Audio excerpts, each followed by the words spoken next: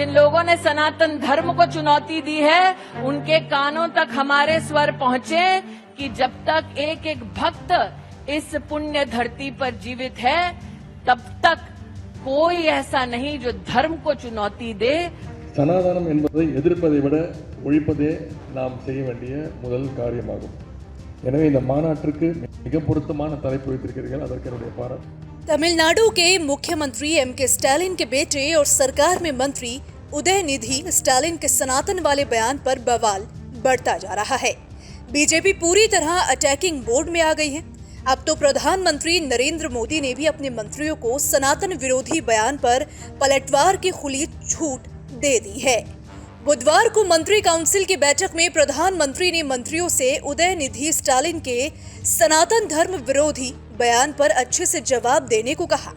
उदयनिधि के बयान पर पहले से ही हमलावर बीजेपी नेता प्रधानमंत्री से मिली छूट के बाद अब फायर मोड में आ गए हैं। मंत्री परिषद की बैठक के कुछ ही घंटों बाद केंद्रीय महिला बाल विकास मंत्री स्मृति ईरानी ने कहा कि जब तक धरती पर एक भी भक्त जिंदा है, तब तक कोई भी सनातन धर्म को चुनौती नहीं दे सकता। गुजरात के द्वारका में एक जन्माष्टमी पंडाल में पहुंची स्मृति ईरानी ने उदयनिधि के बयान पर जो कहा वो आप भी सुनिए।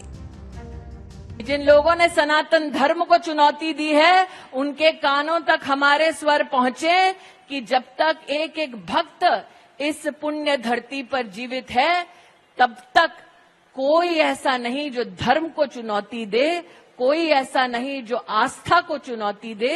आप सबसे पुनः आग्रह है कि जोर से बोलें, कृष्ण कन्हैया लाल की।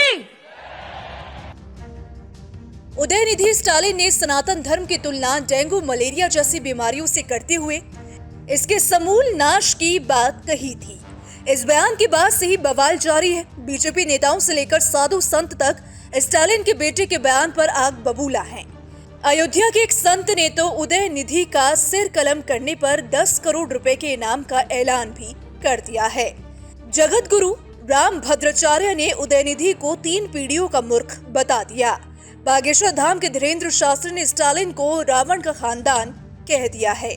यहाँ तक कि उदयनिधि की पार्टी डीएमके, जिस इंडिया गठबंधन का हिस्सा है, उसके नेताओं ने भी बयान की निंदा कर दी।